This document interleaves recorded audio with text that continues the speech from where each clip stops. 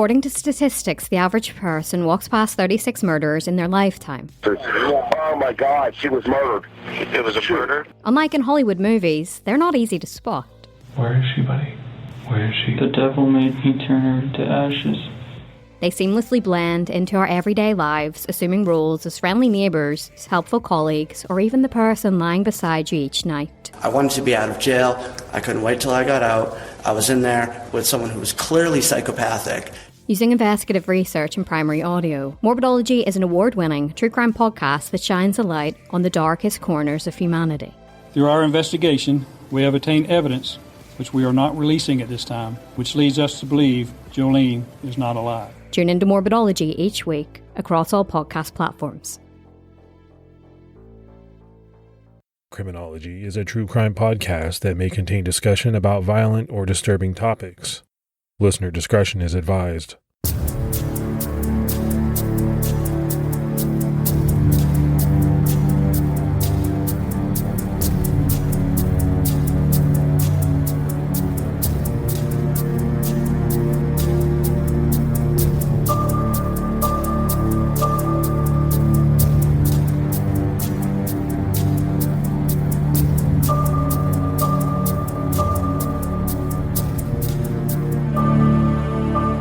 Hello, everyone, and welcome to episode 422 of the Criminology Podcast. I'm Mike Ferguson. And this is Mike Morford. Mr. Morford, how you doing this week, brother? I'm doing pretty good. I got a couple of things going on that I'm not going to complain about, but other than that, just ready to get to work here. How you doing? Yeah, no complaining. You know, hey, it is what it is. This is not complaining, but I will say it has rained where I am every day for like the last 2.5 weeks. And it's starting to get on my nerves. And that's funny because it's almost the opposite. It was raining every day here up until the last week or two, and then it just stopped. And you know, it's like we're trading weather. Yeah, it's getting to the point where I can't get my grass mowed because it just doesn't break long enough, and the sun doesn't come out long enough before it rains again. It's wild. Well, we didn't have any new Patreon supporters this week, but let's take a minute and thank all the people who do support us. We really appreciate it. Yeah, it really helps the show out, and can't thank everyone enough that helps support the show. If you want to help support it, head over to patreon.com/criminology. All right, let's dive into this week's case, and we're getting into a pretty infamous one from the 1990s, and more of, much of this case we're talking about unfolded right in your backyard in the county you live in Florida, on the border of Charlotte and Sarasota Counties in southwestern Florida. We're talking about the Hog Trail Murders. This is a case which is making headlines because the man who was convicted for these shocking murders, 72-year-old Daniel Owen Conahan Jr., is scheduled to be executed just days after this episode is airing. The state of Florida thinks he's a serial killer, but a lot of people agree that he was convicted on quite a bit of circumstantial evidence. To tell this story, we have to go back to May 1996. That month, David Allen Payton, who was an inmate at Glades Correctional Institute in Moorhaven, Florida, reported an important tip to authorities. This was a tip he had been trying to report for months, but in May, someone finally listened to him. According to him, in March of the previous year, he had been day drinking at a bar in Fort Myers, Florida.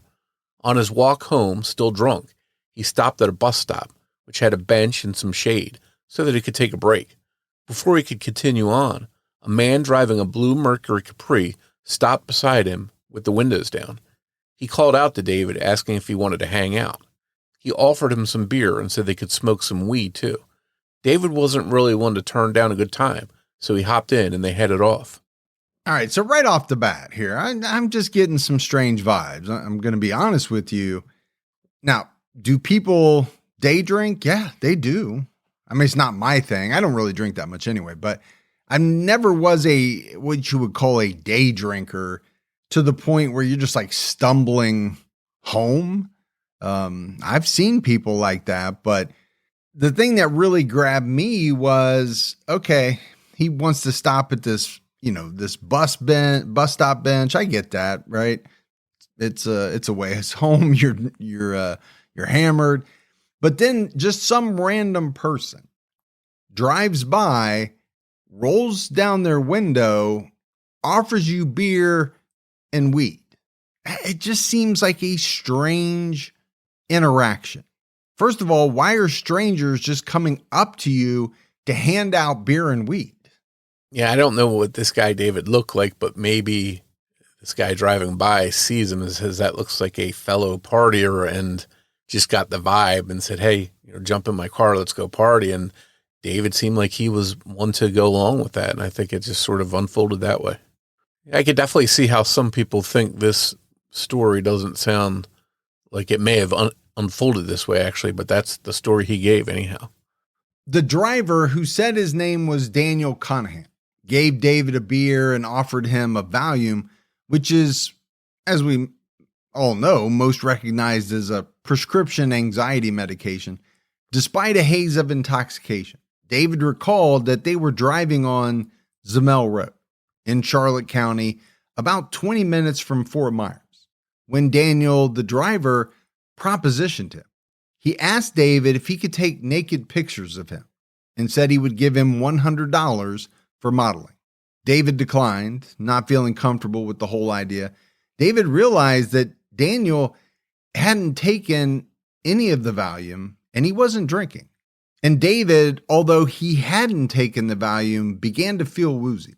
And he started to suspect that Daniel had supplied him with crushed up Valium pills in the can of beer he had given him. David also noticed that there was a tarp in the car, as well as a knife and a length of rope. This is when David really began to worry and get nervous, but he didn't say anything to Daniel because he didn't want to tip him off that he was concerned. And more, if I said the beginning of the story sounded, a little odd to me. This direction doesn't really seem to right the ship a whole lot, for me at least. I'm not saying this stuff couldn't happen, right? Could you be propositioned by somebody, money for modeling? Yeah, it's happened. We've heard other stories of it. The one thing that I did think was odd was, okay, somebody offers you a beer and you believe it had crushed up Valium in it. Well, that means that the beer was already open. To me, that's a big red flag. It's almost like, the scene in National Lampoon's Vacation when Cousin Eddie, hands Clark a beer, but he gives him his. Can you just give me one that's not already opened? That seems like a much smoother transaction. Yeah, this is definitely a strange scenario, and I'm trying to put myself in that car, having a hard time doing it.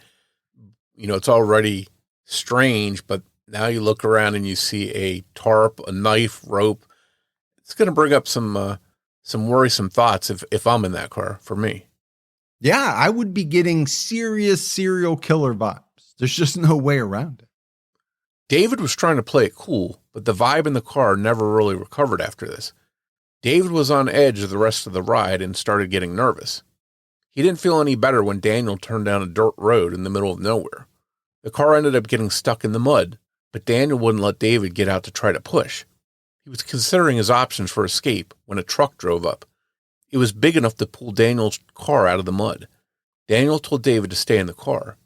He didn't know what else to do, so he just sat there, waiting while Daniel talked to the driver of the truck, who helped get his car unstuck. He was alone in the car when he saw his chance. The keys were still in it. David locked the doors, jumped behind the wheel, and took off, leaving Daniel alone. Although David had escaped, he wasn't thinking clearly, and he passed out. The next morning, police found David and the car. It had been reported stolen. He was arrested for stealing the car, but due to the alcohol and Valium, couldn't remember anything in between leaving what he felt was a dangerous situation and getting arrested.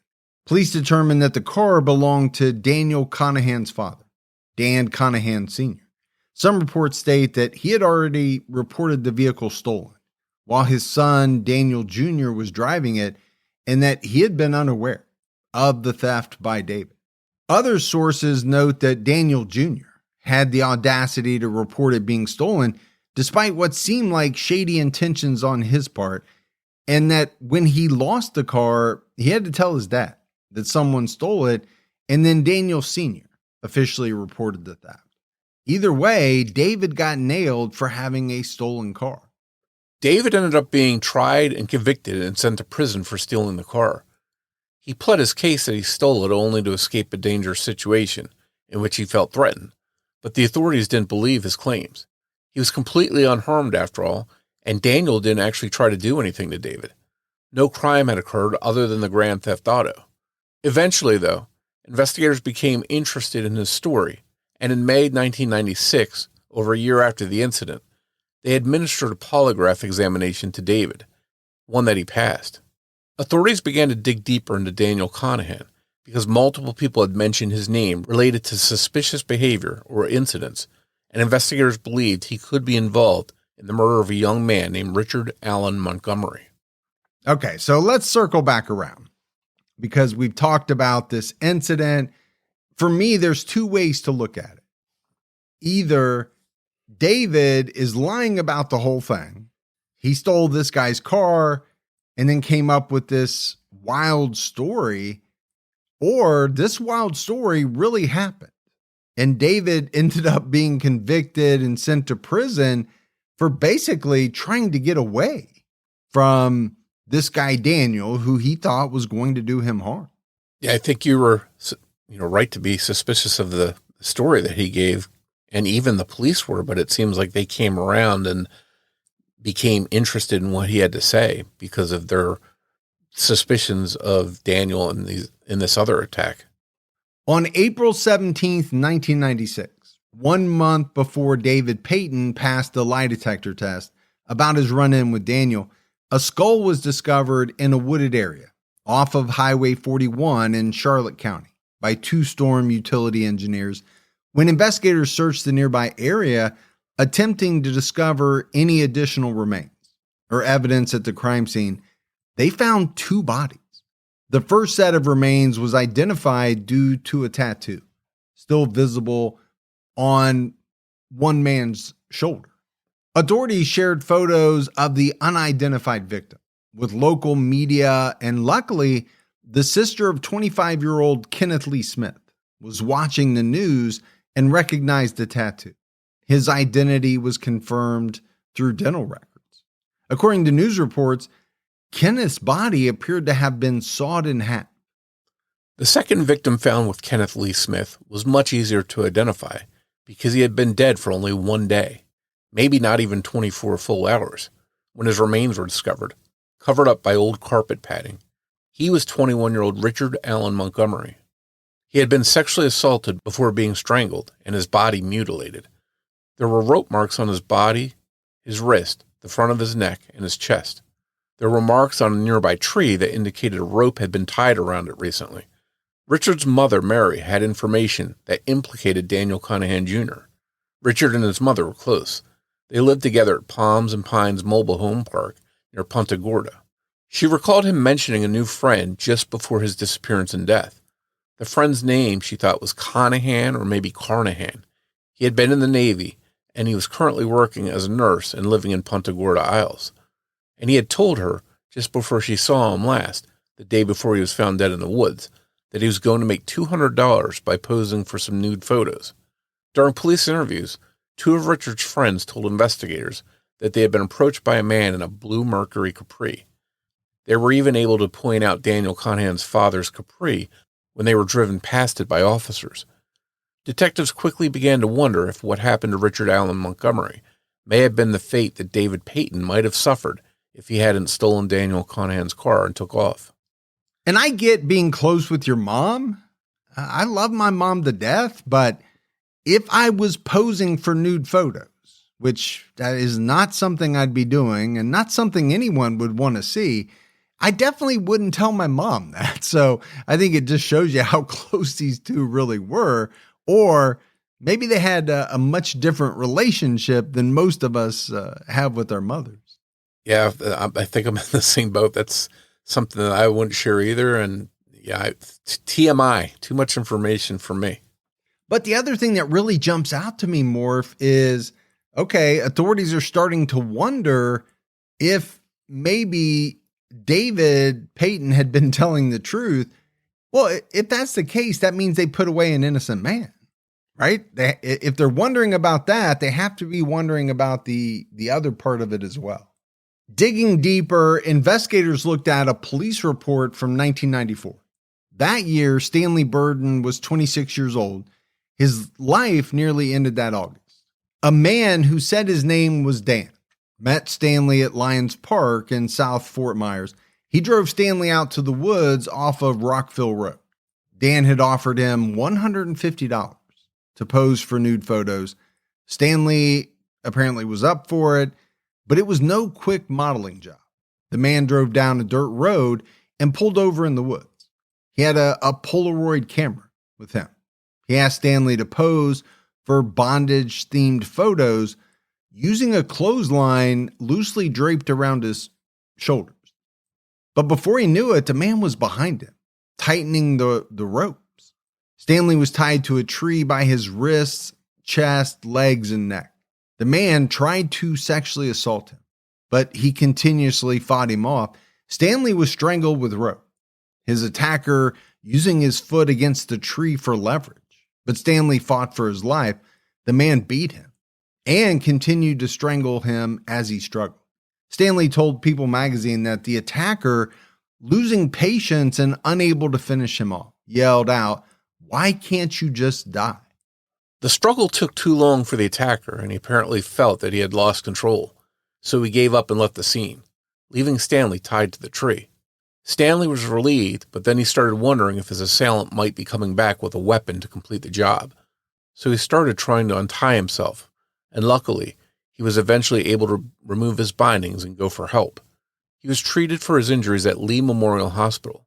Stanley told police about the attacker and how he had driven off in a gray Plymouth station wagon. Despite this being a different car and not the blue Capri, investigators believe the man was Dan Conahan Jr. When Stanley was interviewed again, 2 years after the assault, investigators noted that scars from rope burns were still visible on his neck and on his wrist. He picked a photo of Daniel Conahan Jr. out of a photo lineup.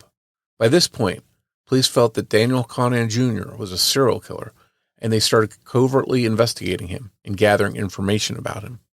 Man, you want to talk about a scary situation.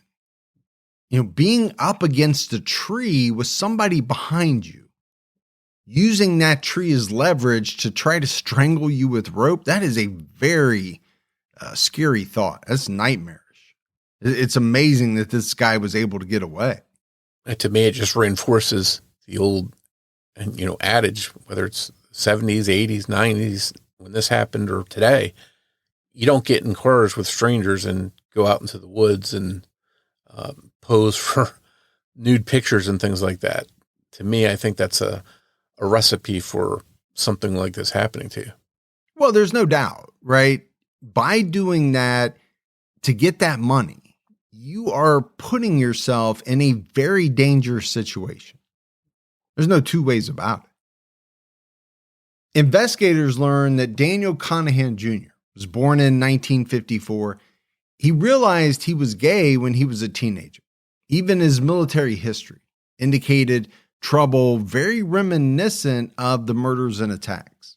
He was discharged from the Navy in 1978 after narrowly avoiding a court-martial for improper behavior with other members of the Navy.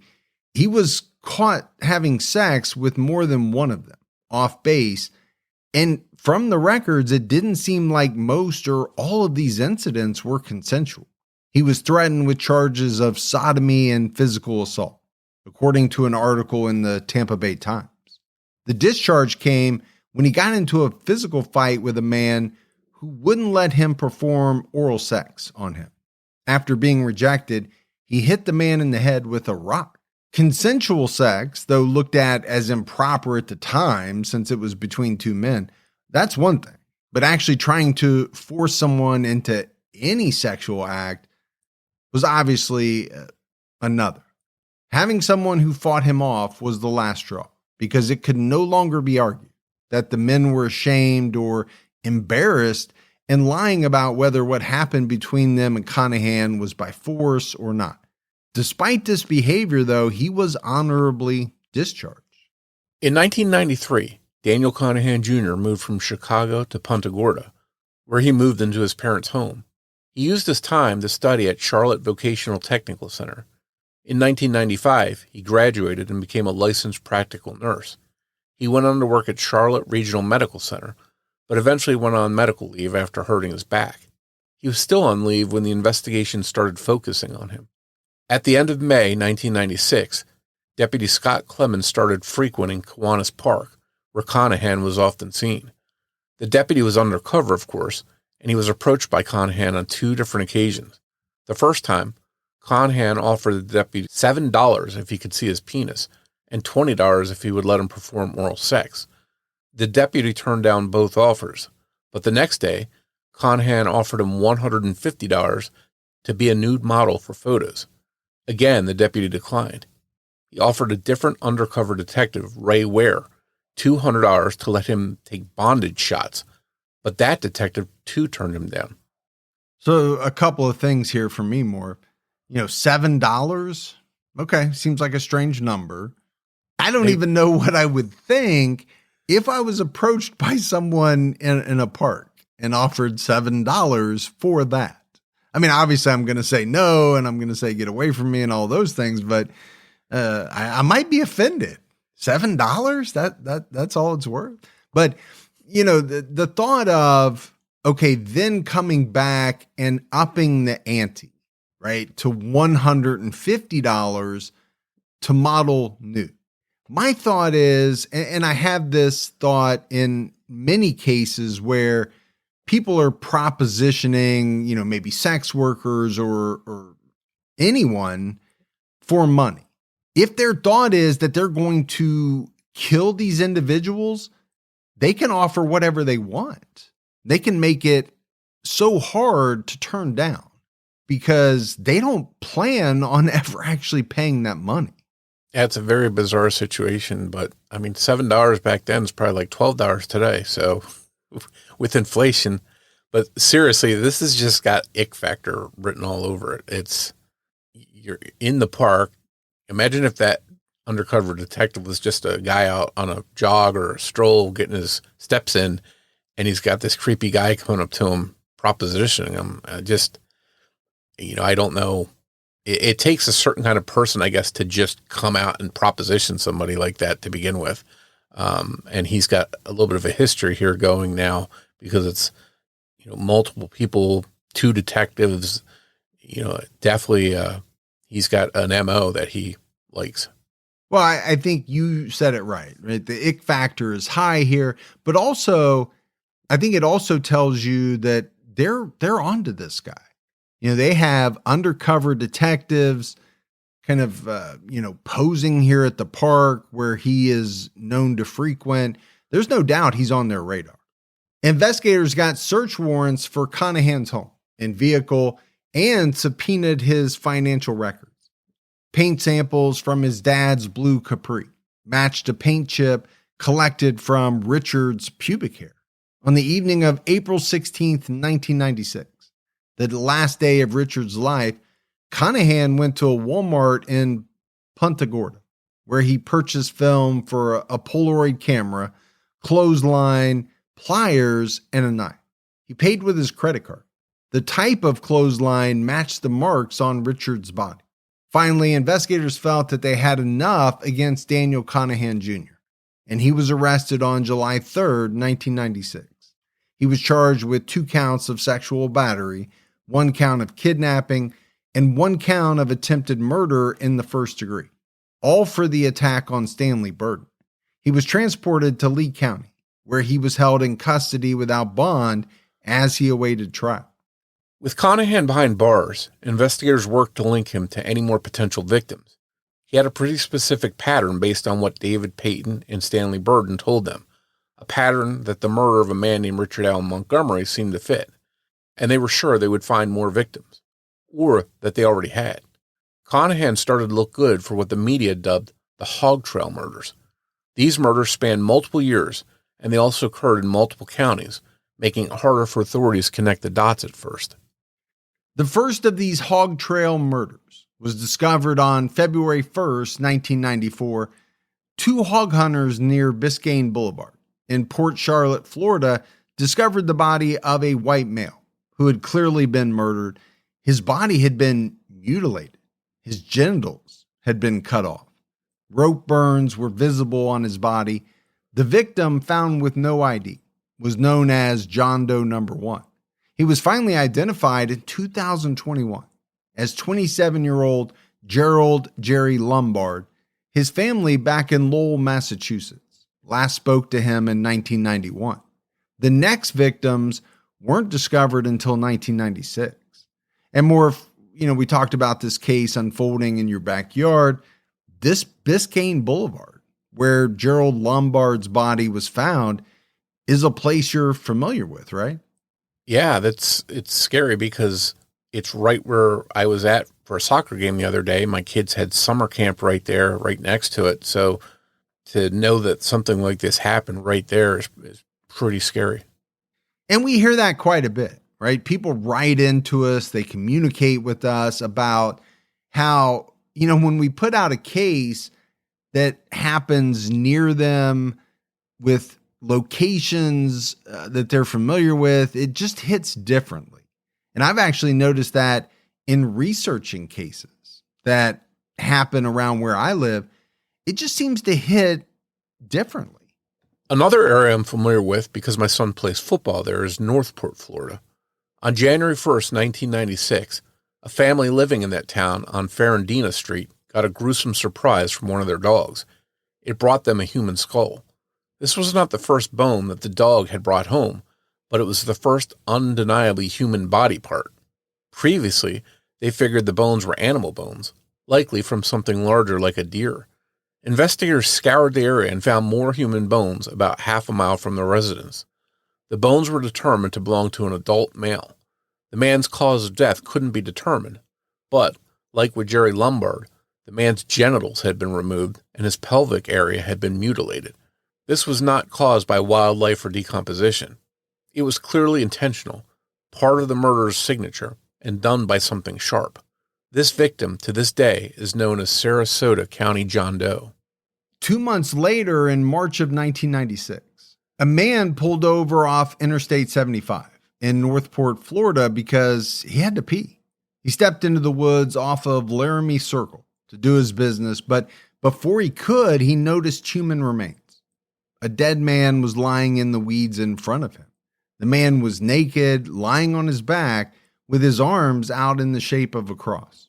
Investigators determined that the man had been dead for about 10 days. He had been stabbed 4 times. And like the other victims, his genitals had been severely mutilated, and there were rope burns on his body. There were also visible marks on a tree that had been made from a rope, leading authorities to believe that the man had been tied to a tree at some point before his death. It appeared that this man had tried to run from his killer because the bottoms of his feet were cut up from the debris on the ground, and there were multiple smaller cuts on his upper body that could have happened during a struggle. This victim remained unidentified until June of 1999, when investigators confirmed that he was 35-year-old William John Bill Meloragno. He had moved to Northport just months before he was killed. The next victims discovered were Kenneth Smith and Richard Montgomery in April 1996. As if police weren't already suspecting a serial killer operating in the area, these two bodies found together cemented the idea for them. This is when the murders were first grouped together and called the Hog Trail Murders. The name is due to the remote locations, often near trails created by wild boars as they run through the woods. According to TampaBay.com, all of the bodies that were found in one piece were left posed in the same way, naked, lying on their backs, arms out to the sides, and with legs slightly apart. So I think the one thing, Morf, that I would say is it's really hard not to think that these victims that we've talked about were killed by the same person or persons. I mean, whether it's one or more, the similarities just can't be a coincidence. right? The posing of the bodies, left nude, the rope burns, the marks on trees close to the bodies, the genital mutilation. It just all seems like this is the work of the same person or person. Yeah, it's very unique activity. And I think for investigators, finding those markings, those clues left on bodies, it probably left a little doubt in their mind they were dealing with one single person that was committing these crimes. The information from David Payton, Stanley Burden's police report, and Richard Montgomery's two friends made investigators look at Daniel Conahan Jr. for these murders, but the victims didn't stop piling up, even with Conahan behind bars, awaiting trial. By then, agencies from multiple counties were working together, looking through cases to see if any fit a common pattern. In May of 1997, a Charlotte County worker clearing brush in Port Charlotte along Quesada Avenue discovered the skeletal remains of a human. It took a year, but investigators were able to confirm that this was 24-year-old William Billy Charles Patton. He had disappeared 4 years before his remains were found. A few months after his arrest, prosecutors charged Daniel Conahan Jr. with the murder of Richard Montgomery and dropped the attempted murder charge regarding Stanley Burden's kidnapping and assault. In August 1999, Conahan waived his right to trial by jury and opted for a bench trial, where only a judge would hear the evidence and determine whether or not he was guilty. For the record, Conahan has always denied any involvement in any murder and continues to this day to maintain his innocence. Stanley Burden was the state's key witness. He knew better than anyone else what Richard Montgomery had likely gone through. His experience was the reason that Conahan was eligible for the death penalty. What Stanley went through showed that Conahan had a plan and that Richard's murder was premeditated. It was also committed during the course of a kidnapping. Even if Richard went with him to the woods willingly to take those pictures, thinking he would be paid, and even if he agreed to use ropes as props for the photos, as soon as those ropes tightened around his body against his will, that was a kidnapping. As one court opinion would later point out, the pre-mortem wounds to his body reflect a struggle for his life. And it's obvious that during his ordeal, he was confined or imprisoned against his will. Focusing on Richard Montgomery's murder and dropping the charges in Stanley's attack was probably a good move because the defense leaned heavily on attacking Stanley's character. He was, at the time of the trial, a convicted pedophile still currently doing his time. He had sexually assaulted a 12-year-old boy in Ohio and was serving a 10 to 25-year sentence when he testified against Conahan. It took Judge William Blackwell just 25 minutes to decide Conahan's verdict. He was found guilty of all the charges against him, except for sexual battery.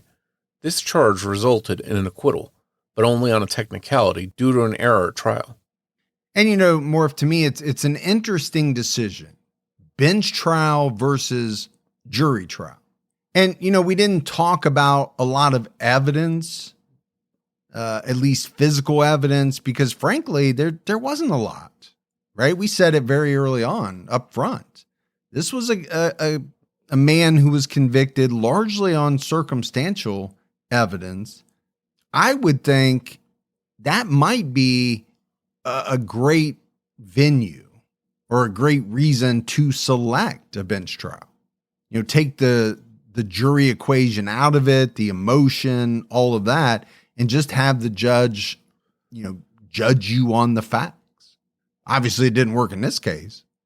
Yeah, I guess for whatever reason, his defense team decided this was the best route to go and take his chances with the judge. But I think, as you touched on, when you're talking to a jury, there's 12 people, and you never know if one of them's going to be affected by something you say or don't say and make a decision that you're guilty. So, taking that chance with the judge and hoping that they would be more lenient was, seemed like the smart decision at the time for him. Daniel Conahan Jr. was able to split his trial phases up, getting a change of venue for only the penalty phase of his trial, since the evidence phase had gotten so much attention in the news. A jury in Collier County heard the evidence and recommended the death penalty. Judge Blackwell, the same judge who decided his guilt, went with the jury's opinion. Daniel Conahan was sentenced to death, plus 15 additional years for kidnapping. Of course, this triggered an appeals process. It's automatic when someone receives the death penalty as a way to make sure someone received a fair trial before they are actually executed. Conahan was convicted and behind bars. His appeals were well underway, while potential victims of the Hog Trail killer were still being discovered. In October of 2000, human bones were found near Toledo Blade Boulevard in Northport. In January of 2001, more human remains were discovered off of Grouper Hole Drive in Boca Grande. In November of 2001, construction workers found the remains of a male off Highway 41 in Charlotte Harbor. In January of 2002, county workers stumbled upon human remains off of Zemmel Road in Punta Gorda. And that Zemmel Road has come up before, right? David Allen Payton, who took off in Conahan's car because he said he was so creeped out by him, mentioned that road. Just 2 years ago in 2024, the remains found near Zemmel Road were determined to belong to 44-year-old Alejandro Narciso Lago. However, Alejandro was last seen in 2001, and Conahan was behind bars by the middle of 1996. So we know that Conahan couldn't have killed him.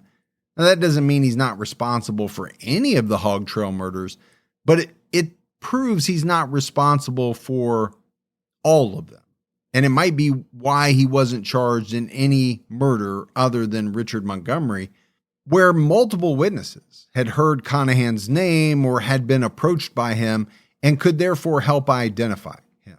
Special Agent Jim Myers summed up the situation, telling Oxygen.com, "It just means we went with the best case. I have no doubt that there's other victims." And this wouldn't be the first time, right, where the authorities believe that a person has killed X number of people, but they don't get charged with every murder that they think that the person committed. They have to put forward the strongest case. And that may mean focusing on 1 or 2 or 3 murders instead of 6 or 8. It also makes me wonder if all of these bodies that were found considered to be part of the Hog Trail murders, is there any possibility that someone else killed them in some unrelated manner, dumped their body there, and perhaps hoped police would think it was part of this series? Seems like a good way to shift the police focus away from them. Yeah, I think about that quite a bit, right? You think about something that's highly publicized, both in, the type of victim, maybe even some of the specifics of how things occurred. If you were a person who wanted to kill someone, maybe you tried to replicate some of those murders so that the authorities might blame it or lump your victim in with some of the others. Not only that, but those are just really good areas to hide bodies in. So if you do kill someone and want to hide their body, that's just a natural area where you might dump it. I feel like a lot of Florida, unfortunately, is a good place to hide a body. In January 2003, Conahan's appeal was rejected by the Florida Supreme Court. They did not find fault with anything that happened during the trial. The verdict was upheld. He was still facing the death penalty. Even after Conahan's conviction and after his appeals were denied, his potential victims kept piling up. Along with the Hog Trail murders, investigators believe that Conahan is responsible for what are called the Fort Myers 8. In March of 2007, a property surveyor found 2 human skulls on a work site between Rockville Road and Arcadia Street in Fort Myers, Florida. And Rockville has come up before. Stanley Burden said he was driven out to the woods in Rockville Road and attacked there. The Fort Myers Police Department launched a large search of the area, attempting to recover all evidence at the scene. They ended up discovering 6 more skulls. Altogether, they were dubbed the Fort Myers 8. More skeletal remains were discovered belonging to the 8 victims, but no clothes were found in the area. It was clear that the bodies had been there for quite some time.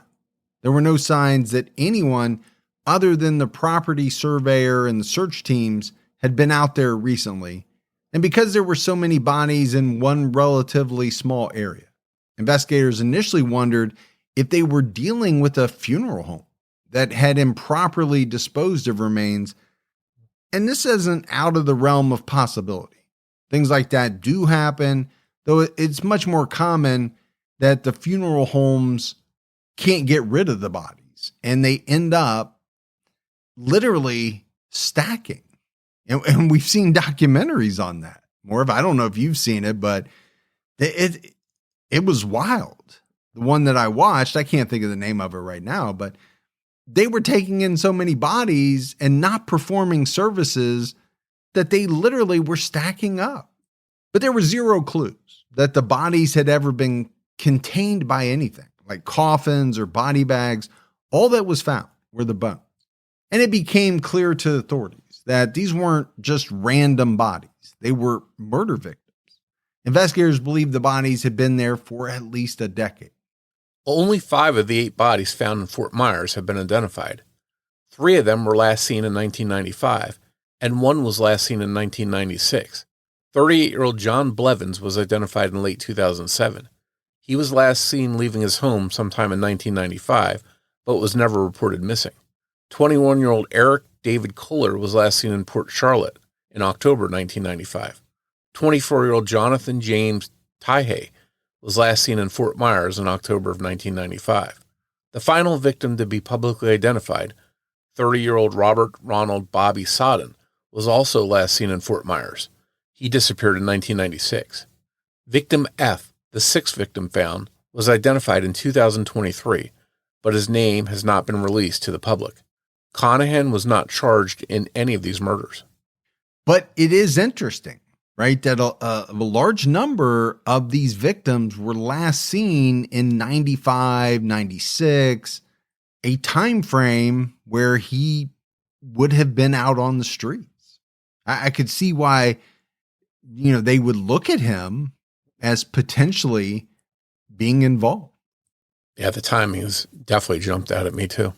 In late 2006, Daniel Conahan Jr. was part of a petition asking the court to declare that the state of Florida's current lethal injection procedures violate the 8th Amendment to the U.S. Constitution. The petition looks to have the names of dozens of inmates who were on death row at the time that Angel Nieves Diaz was executed via lethal injection. It was widely reported in the media that his death was extremely and obviously painful, and that the process took more than half an hour. Daniel Owen Conahan Jr., who maintains his innocence, is still on death row at Union Correctional Institution in Rayford, Florida, awaiting his execution. It's scheduled to happen between September 10th and September 17th, 2026, via lethal injection. Florida Governor Ron DeSantis signed the death warrant just days ago. Conahan is not alone. In this sense, DeSantis signed 14 other death warrants in 2026 before he got to this one. According to Fox 13 Tampa, the governor admitted that executions can't take away what happened, but said that at least knowing justice was served is something that was very important to a lot of people. It looks like Stanley Burden, the key witness against Conahan at trial, never really turned his life around. According to KDKA Radio News, in 2025, a 54-year-old man named Stanley Burden, living in Aliquippa, Pennsylvania, was sentenced to up to 40 years in prison for sexually assaulting a child numerous times at a campground, and was awaiting trial for similar charges in another county. It's been reported by some people online that this is indeed the same Stanley Burden who played a role in bringing down Daniel Conahan Jr. Most of the victims that have been definitively linked to Conahan, Stanley Burden, David Payton, and Richard Montgomery, had similar circumstances. Most of the men were homosexual, young, and white. They had criminal records, no stable jobs or fixed addresses, frequented bars, and were in need of quick and easy money. Charlotte County Sheriff's Detective Mike Vogel told Dateline he targeted these men who he knew needed money. Working as a nurse but living with his parents, Conahan likely didn't have many expenses. He would have had plenty of money to use to lure his victims. At the time of this recording, 4 of the Fort Myers 8 are still unidentified.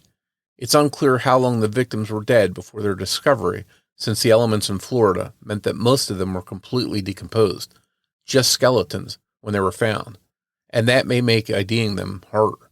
We're also left to wonder if they were truly victims of Daniel Conahan Jr., as police believe, and if Conahan is indeed responsible for all of the murders we discussed. That makes him a prolific serial killer, and perhaps he has more victims that haven't been connected to him. So, Morf, as we wrap this one up, this Daniel Conahan Jr. guy, he is very interesting to me from the criminal aspect standpoint. He was convicted by a judge, not a jury, a judge, right? Heard all the evidence and convicted him, ultimately sentenced him to death. His appeals have been denied. His conviction has been upheld. It sounds like, he is going to be executed later this year. But there's still a lot of questions, right, surrounding this guy. The evidence was, I think, for the most part, mostly circumstantial. I think that's true in many cases. But then we talked about all of these other remains that were found. You have bodies recovered that kind of police dubbed the Hog Trail victims. You have the Fort Myers 8. There's a chance that this guy was a very prolific serial killer. Yeah, that's a lot of carnage in a relatively small area around the same time. And, it makes me go back to what we talked about in some episodes. If he's not responsible for all of these, that means there was more than one person doing this kind of stuff, moving around the same area at the same time. And that's just as frightening, if not more frightening, because that would mean that they may not have been caught for any crimes and could have gotten away with it. So they could still be out there, down the street from me, which is pretty frightening. Yeah, it is scary, right? The Fort Myers 8 could have been killed by another person. And that's the thing about a case like this. I don't know if you'll ever get all the answers. I just don't think there's any way for all the questions to be answered. I guess to me, when I boil it down, I don't think there's any doubt that Daniel Conahan Jr. was a bad guy, is a bad guy, right? I get it. The trial hinged on circumstantial evidence, but I also think a lot of trials hinge mostly on that. If they had real physical evidence, I think he would have been charged with more murders, but they just didn't have it. Yeah, and I'm worried that at this point, what are the chances that some kind of physical evidence is going to suddenly appear that can solve these crimes once and for all and definitively link them to him? I'm thinking that's probably not going to happen. So we'll have to see if anything develops, but I'm not holding my breath on that. No, I'm not either, because so much time has passed, right? If it hasn't been discovered or wasn't discovered with the bodies, I don't think it's going to materialize, especially given the fact that, some of these bodies had been out there for quite some time. So there wasn't much of a chance to get, physical evidence from them. But it's a fascinating case because, you have a lot of victims here. And either Conahan killed some of them, and then you had other serial killers, or at least one other, working around the same area at the same time. And like you always say, which one's scarier? Or he killed all of these people, which would make him a very prolific, scary serial killer. Well, if he has more secrets, it seems like he's going to take them to his grave, in a few weeks here when he's executed. Yeah, he doesn't have a lot of time, right? If he's going to spill and reveal his secrets, it would have to be pretty soon. But I don't know what he would have to gain by doing that. Maybe he just thinks he has nothing to lose because he's getting ready to die. But we'll have to wait and see. But that's it for our episode on the Hog Trail Murders. As always, if you love the show but haven't done so yet, take a minute, go out, leave us a rating, leave a review, but also keep telling your friends. Word of mouth about the podcast really helps us out. If you want to find us on social media, we're on every major platform. Just search for Criminology Podcast on your favorites. And for news about the show, old episodes, and more, head over to our website, criminologypodcast.com. And if you want to join a discussion about the cases we discuss in the podcast, head over to Facebook and search for Criminology Podcast Discussion and Fans. So that's it for another episode of Criminology, but Morf and I will be back with all of you next Saturday night with a brand new episode. So until then, for Mike and Morf, we'll talk to you next week. Take care, everyone.